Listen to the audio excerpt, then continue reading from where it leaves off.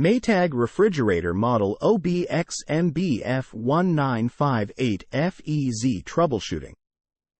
Tough enough for any kitchen, a Maytag 30-inch bottom freezer refrigerator is built for the long haul and backed by a 10-year limited parts warranty on the compressor. Fingerprint-resistant stainless steel keeps this refrigerator looking as good on the outside as it cools on the inside. Troubleshooting. The refrigerator isn't cooling or is too warm. There may be a simple reason why your fridge isn't as cold as you expect. If it's just been installed, you've recently loaded in a lot of food, or the doors have been opened a lot that day, you may need to wait up to 24 hours for the temperature to drop back down.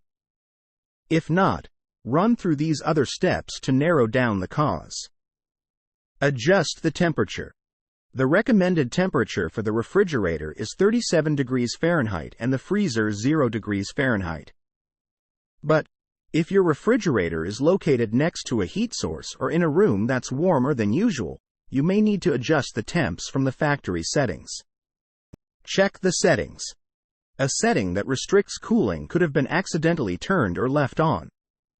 For example, many refrigerators have a cooling on-off setting, a power outage setting that kicks in after a power outage, or a showroom mode that will need to be turned off when you check. If vents are obstructed, there should be vents somewhere in your refrigerator that promote airflow from the freezer to the fridge and keep things cool. Make sure these aren't blocked by food items.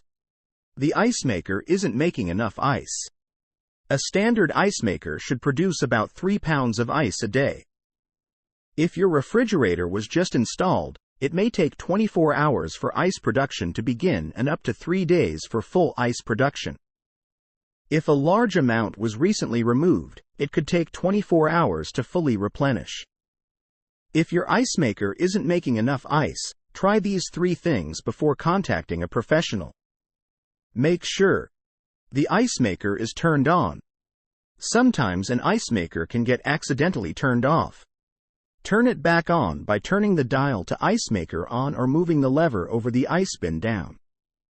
Check if the water line is kinked. Locate the water line behind the fridge. If it's looped or kinked, straighten it to enhance water flow. Make sure water shutoff valves are fully open. Double check that the refrigerator is connected to the water supply in the back of the fridge. If so, make sure all water shutoff valves are fully open. The main valve is usually located under the sink, in the cabinet next to the refrigerator, or in the basement, while additional valves may exist in the tubing. Excess moisture in the fridge or frost in the freezer. A minimal amount of condensation and moisture is normal, especially during higher humidity conditions. To avoid excess moisture buildup, limit door openings. Get all items out at one time, keep food organized, and close the door as soon as possible. If you're still noticing excess moisture, run through these 3 steps. Make sure the door is sealed properly. Ensure door seals are making full contact with the refrigerator, so no humidity can sneak in. If they're not, check that nothing is obstructing the door. Wipe down the door seal gasket. Sometimes food pieces and soil can accumulate on the door seals, so wipe these down with a simple cloth, water, and soap. Check that the refrigerator is level. An unlevel fridge can cause the doors to close improperly, letting humidity in. It can be unlevel if it wasn't installed properly, or the floor itself is unlevel, causing the fridge to lean. Use a level to measure from front to back and side to side, then adjust the leveling legs as necessary.